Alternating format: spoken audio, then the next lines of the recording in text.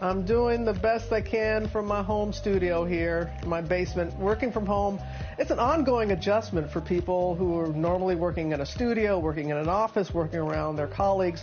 A survey from ZipRecruiter found social isolation, slower communication, and distraction at home are all part of the challenges. Amen to that. Career coach and author of the book, one of my favorite books, Limitless, Laura Gassner Otting, joins us now from her home office in Boston to help us navigate it all. Great to see you there. Oh, look at that background. Okay, Laura, let's keep it real here, because I have a newfound appreciation for people working from home, the challenges, the stress.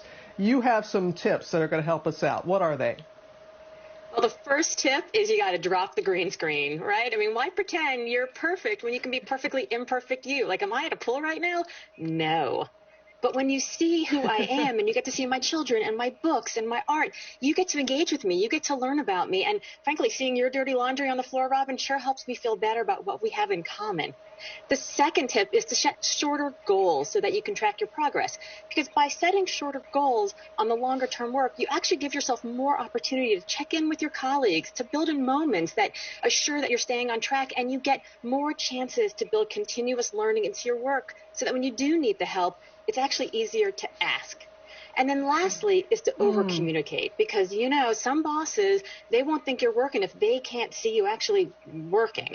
So over-communicating is a great thing. Checking in regularly not only puts their mind at ease, but it ensures that your work continues to be at the highest quality and in line with their expectations. Yeah, because you don't want to be out of sight, out of mind, or anything like that. And there is something also, Laura, you know, it's one thing when everybody is working from home, but when you have your colleagues that are starting to return to work, but you, for whatever reason, are not able to at this time, I mean, how do you get through that feeling of isolation and missing out? What are your suggestions there for those of us who are still at home?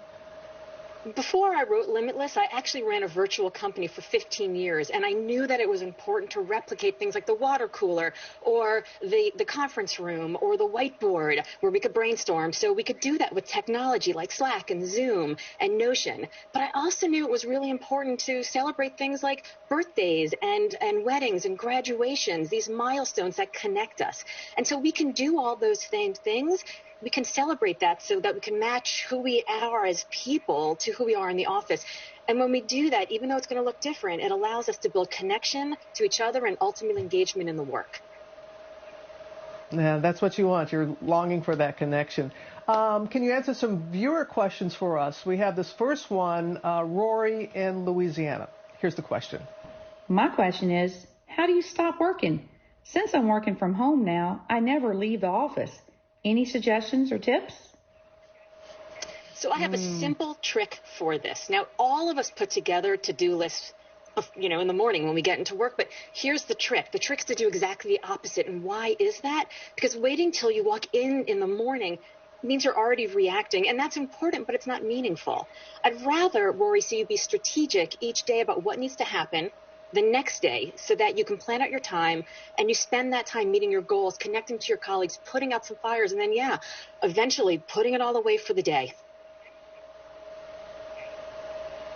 I'm sorry, I'm taking down notes. I'm looking at the screen and I'm taking these notes down, Laura. These are really good suggestions here. We have another viewer question. This is coming from Gian, who owns a natural bath products company. Here it is. My question is, how do I stay in touch and connected to my customers when I can't get out there and see them? We are living in a time right now where meeting matters more than ever, and your customers are voting with their money. So wear your heart on your sleeve, show them your why, lead with your heart, and put it on your sleeve. When you wear your heart on your sleeve, people are going to compliment your fashion sense every day of the week.